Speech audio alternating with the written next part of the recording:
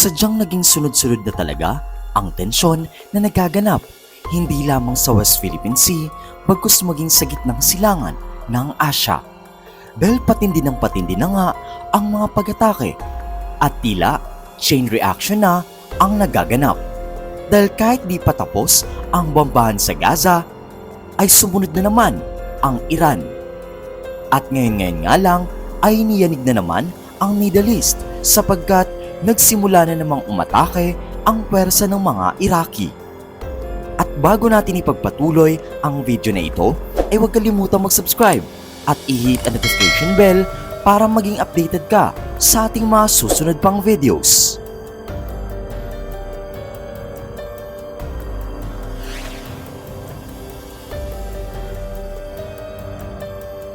Gaya nga ng nabanggit, nagsimula na namang kumilos ang Iraq sa pag-atake sa matagal na nilang katunggali, ang United States.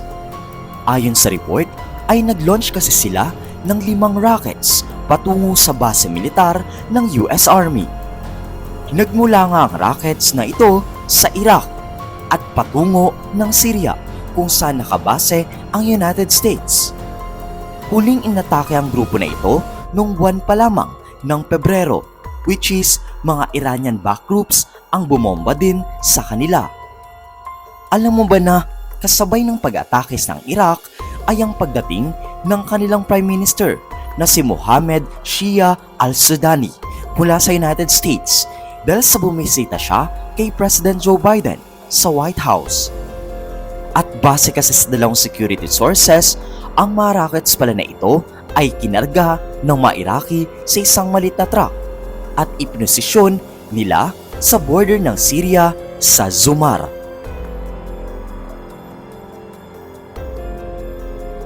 At alam mo ba na matapos silang mag-launch ng mga rockets ay biglang nagliyab ang truck kung saan nila in-install ang mga pampasabog. Sa oras kasi na nilaunch nila ito ay may isang warplane na rumuronda sa Zumar, kung kaya't hindi matukoy kung ano ang pinagmulan kung bakit biglang nagliyab ang truck na lula ng rockets nila. Kung ito nga ba ay galing sa pag-fire sa rockets o kaya naman ay galing ito sa mga warplanes. Sa ngayon ay patuloy pa din itong inimbestigahan ng kanilang mga military officials. At sa ngayon din ay nag-deploy na sila ng mga security forces upang panagutin ang mga sangkot sa pag-atake. At isa pa nga sa pinaghihinalaan na dahilan ng pambobombang ito ay bago kasi ang araw ng pag-atake ay pinasabog din kasi ang isang military base sa Iraq na kung saan ay napatay ang isang Iraqi security force. At marahil ang tinutukoy nga nila na nasa likod nito ay ang United States, kung kaya't hindi pa man kumpirmado ay gumanti na agad sila.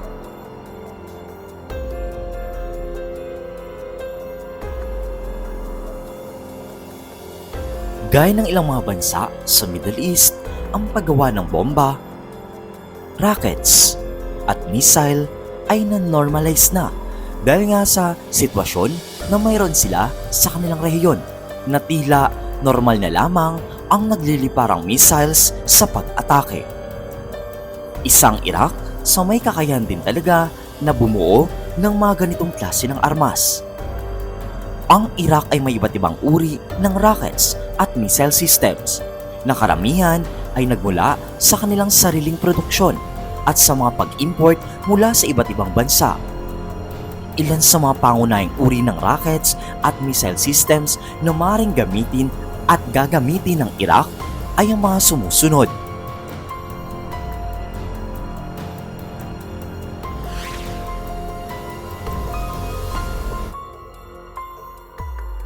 Ang isa pang ballistic missile na dinevelop sa Iraq ay ang Al-Fateh.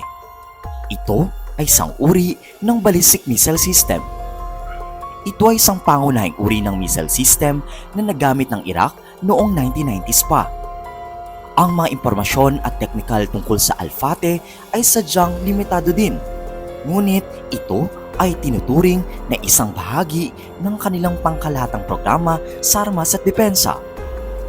Ang missile na ito ay inireport na may kakayahan sa Medium Range Ballistic Missile o MRBM. Ang eksakto mga katangian nito, tulad ng saklaw, pressure sa ibabaw at kalakasan ng pagsabog ay maaaring magbago din depende sa bersyon at mga specification ng system.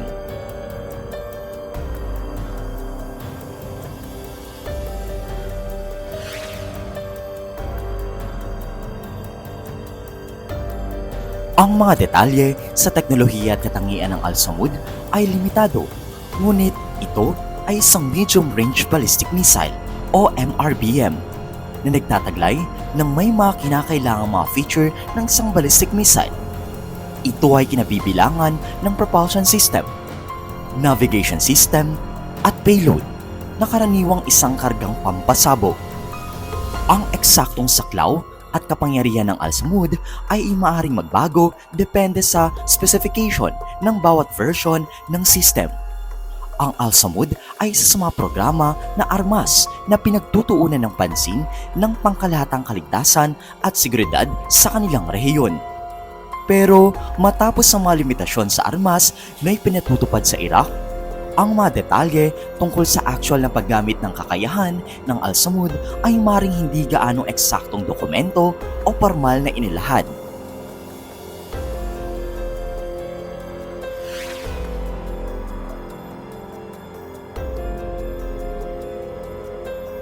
At ang ilan pa nga sa mga rocket at missile system na mayroon ng Iraq ay ang mga sumusunod.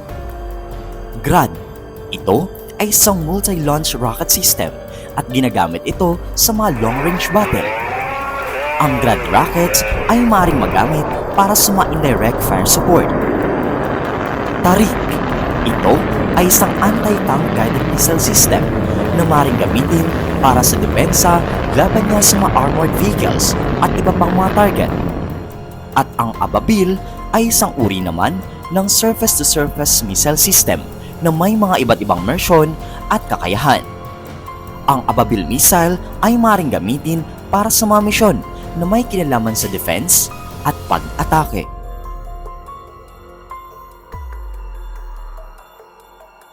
At ito ay ilan lamang sa mga pangunahing uri ng rockets at missile system na maaaring ginamit ng Iraq o kaya naman ay gagamitin pa ng Iraq.